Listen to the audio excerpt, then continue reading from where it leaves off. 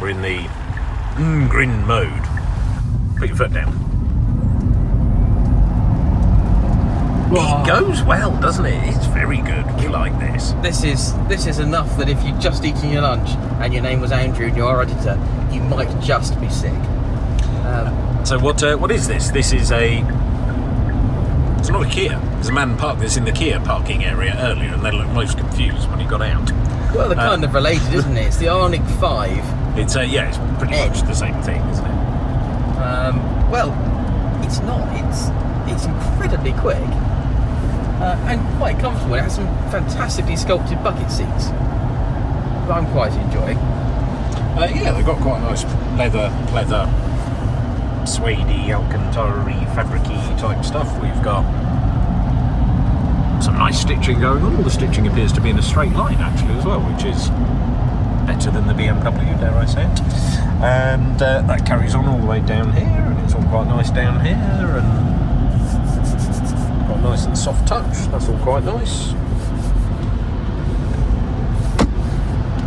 It's quite a pleasant place to sit and a pleasant place to be, isn't it? What's it like in the back? Not too bad. Relatively comfortable. I wouldn't say it's loads of legroom, but that's a minor detail. I can't get my feet underneath the chair properly, so... that seems to be a you thing, rather than a Carl thing. Big feet. Tall feet. It does have a particularly loud wiper motor, as you pointed out to me earlier. Now I can't stop hearing it. It does sound a bit like a strangled cat that's going around. I seem to remember that when they made the Nissan Leaf, they had to make a new wiper motor for that because the motor was so quiet. This they obviously haven't bothered. It's a lovely car though. It's pretty light in here. The visibility, I would say, is actually pretty good. Much like the Kia EV9 we drove earlier, when you indicate, this gives us the little camera on the dashboard so you can see what's alongside you in your blind spot, which I think is a nice stuff. Oh, we're doing 71 miles an hour. Apologies. Breaking the law, breaking the law. Try not to do that again. I think if you're a performance enthusiast and you like the little dial buttons, 68 miles. Oh my word! I just pressed a button on my dashboard. Look at that. Well, we can't see it now because the indicators there. What's all that? Motor temperature. Motor temp, battery temp. Because these things being important, being an electric car, of course. This is true. If you don't know what this is, and well, by now you probably do, this is an all-electric vehicle. So. Yeah, there's also similar bits of architecture between this and the Kia that we just drove. And that's probably not a bad thing, bearing in mind the Kia was £65,000. How much is this?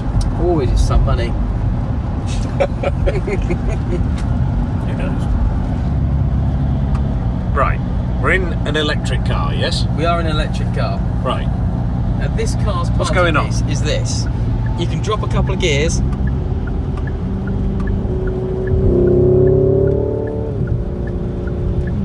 And change through the gears with the flappy paddles on the back. Completely simulated, but it made me smart. I have to say, I did laugh at that.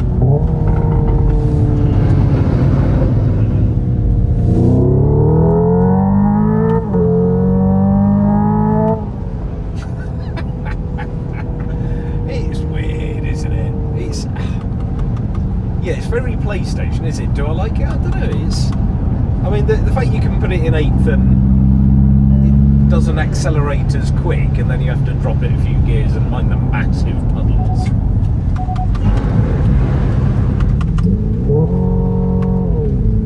Very weird.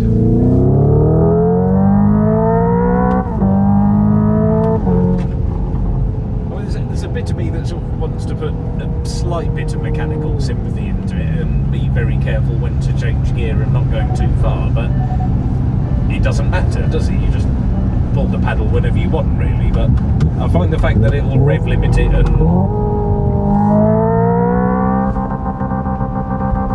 stay there quite interesting. I mean, that was at 69 miles an hour in this 70 limit that we're on. So actually you could just do your entire motorway trip like that, couldn't you? I mean, that would get to be irritating, I think, if you're doing that the whole way. But it's something a bit different, isn't it? So what does this NGB button do then? Does that give me more? It gives you an overboost, I believe. Oh right, let's try that. 10.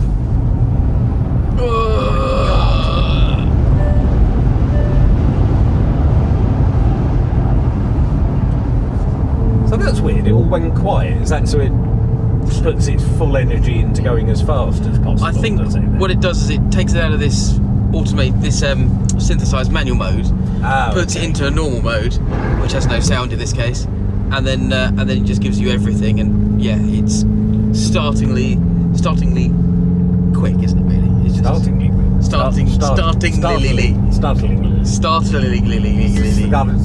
It's so startling. I am startled. I am shook. You are shooketh. I am shooketh. I am shooketh. I think it's most fun in the manual mode. I can't sort of see because the camera there.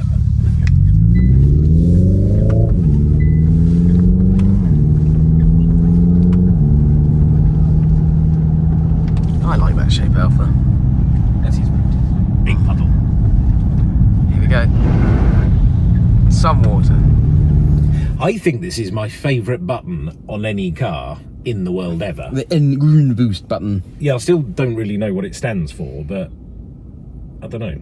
Not good, bloody, but it's the backwards. So not bloody good, but it's the opposite, because it's the bloody brilliant button. This whole car, I'm going to call it the BBB. It's the bloody brilliant button. This whole car is superb. And the changing gears thing, it does sound like Sega Rally.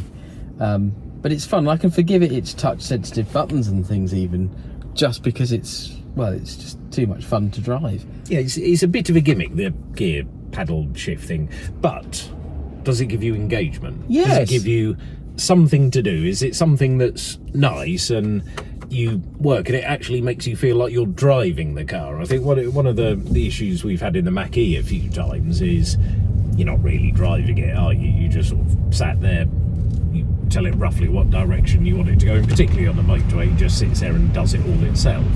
This thing, you feel like driving it a little bit more. And I think we're starting to lose the art of driving, especially with EVs. So is this the answer? Is flappy paddles in every EV the